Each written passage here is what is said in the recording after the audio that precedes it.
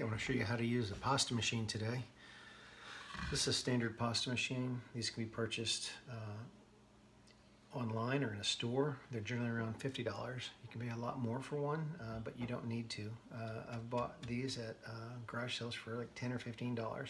So as a rule, what you've got are two rollers here. You have a crank. The handle just inserts in the side. Now, as you're using this, you want to make sure that you're keeping the handle pushed in, because it will fall right out if you're not careful. And you want to have this set up when you do get it situated where the handle is off the side. So we insert the handle here, and we place the vise like this, and it's going to go underneath the countertop. So we install that right here.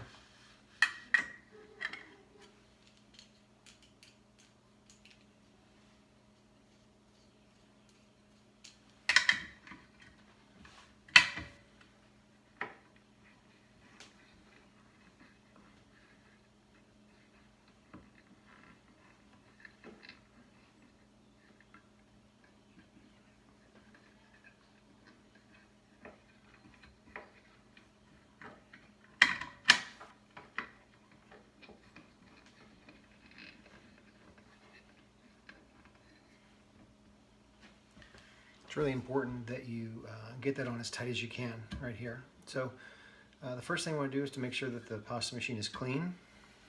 Most pasta machines come with some type of a brush. If you don't have a brush like this, you can easily use a pastry brush. We'll open this up to the widest setting. You can see between here that there's an opening. As I take this and I turn it, it will go from larger to smaller or smaller to larger. There's usually some type of indicating number here. It doesn't really matter what that number is. You just want to go to the widest setting. The reason I say that is because sometimes the numbers are inverted, where the high number is the widest setting or the low number is the highest setting. So I'll take my dough that I've rolled out, or I've kneaded and then shaped into a rectangular shape. I'm going to show you how we'll actually roll out sheet pasta to be filled, or sheet pasta to be cut with our cutter. So either way, we're going to roll our pasta out here. Once that is complete, we'll take this portion here. This attachment here cuts fettuccine or spaghetti, and this slides on right here, like that. And we'd run our sheets through here, and then afterwards we take them and run them back through on this side, then I'll cut them accordingly. So I'm going to go ahead and take this off for now, because we're not going to use that just yet. So as I take my dough, I feel it, and I can feel that it has a little bit of tackiness to the touch. So what I want to do is, first I'm going to cut this in half so I can work with a smaller portion, and then secondly I want to dust this with a little bit of flour.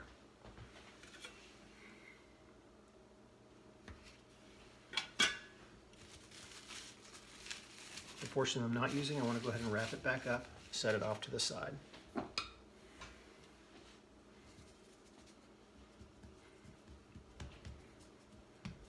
So, don't really need any flour on here, just don't want it to be tacky at all. I'm going to go ahead and ensure that it's at the widest setting. I'll flatten this out the best that I can, because we really don't want to work this pasta through very quickly from the get-go. So, I'll roll it through, and I'm going to roll it through a couple times on this setting. You can see what I'm trying to do is to get my pasta to be the width of this machine. So to do that, I can take this and fold it over like this, and then feed it back through this way.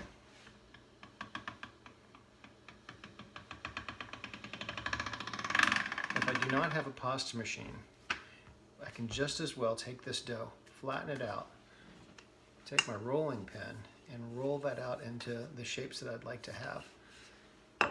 I'll show you in a moment how we can actually do that as well.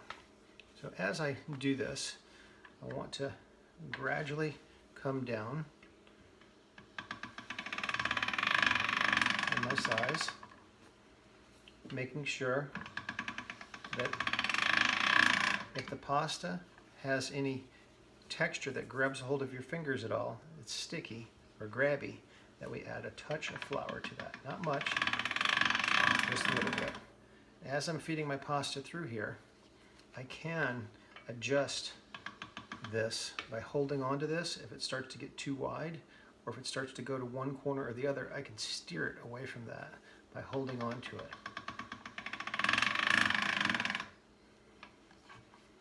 I'm gradually feeding that pasta through, going through at least one time, if not 2 times, at each setting.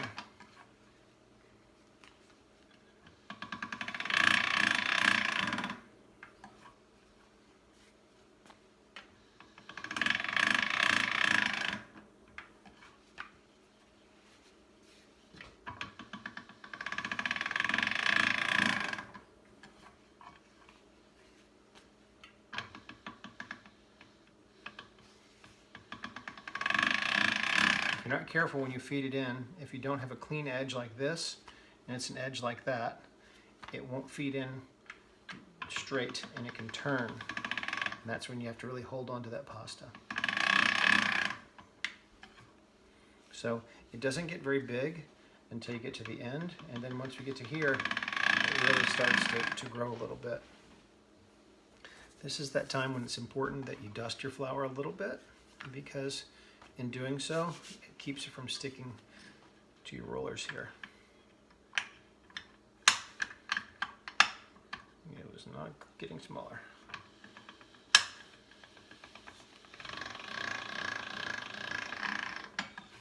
Okay.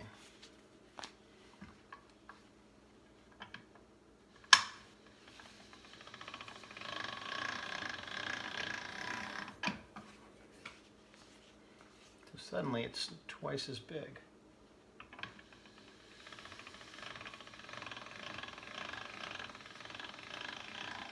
If you notice, the way that I hold the pasta has been on the back of my hand, like this. I don't want to hold it with my fingers like this, because as you see, it leaves an indentation on the pasta, and it would cut it or roll it out inconsistent with what I would desire.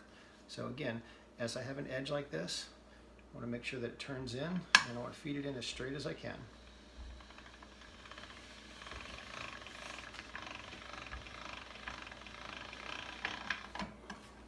Now I've got a long piece of pasta here, right? It's really gotten big.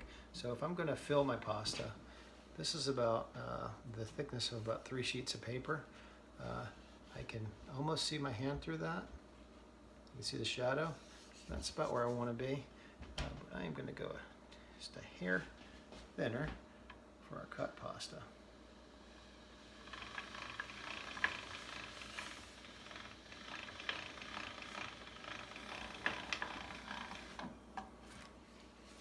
So this is what we want. So what I'm going to do is I'm going to take this, I'm going to cut it in half. I'm going to set it out for a moment while I roll out my other pasta. I'm actually going to cut this into 3 pieces so that they're all essentially the size that I would want my pasta to be.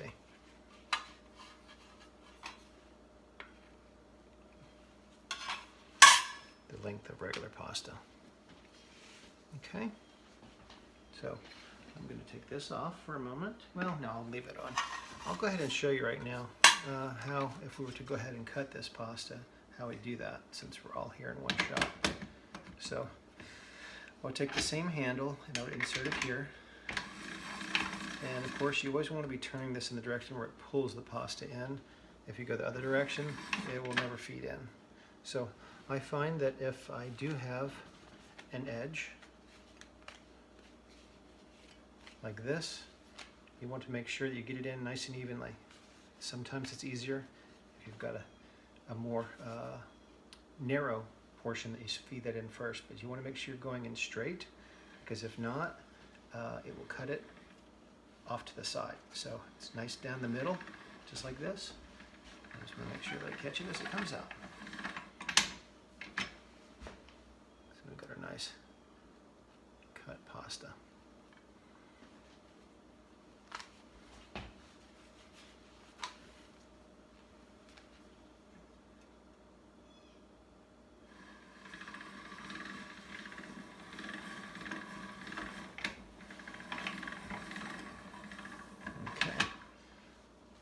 So some people like to wait a little bit to cut it so that the pasta stays dry. so that, because after I've done this like this, I was careful to make sure that I kept the pasta dusted with flour so it didn't stick together. But once I cut it, I exposed the interior portion, the side of the pasta, to one another, and it will stick together. So after I've done that, something that I may want to do is to introduce just a touch more flour, and take this, and I can take this and I can dry it like this. I would encourage you, if you did dry it, to take it and dry it into portion size amounts. So that would be like a portion right there. And I don't quite have another portion, but maybe that's just one healthy portion, but I would spread it out so that it would dry evenly. This at room temperature would take about a day to dry, day and a half maybe, depending upon the moisture outside. But this will cook rather quickly, given the fact that it's fresh pasta and it's got moisture in it already. We're going to rehydrate that and cook the starch that's in there. We don't have to really rehydrate it much. It's just a matter of cooking it. If it was dry pasta, we'd have to rehydrate it and cook it. So this cooking, maybe 2 minutes, it's going to cook rather quickly. So we're really fortunate with that.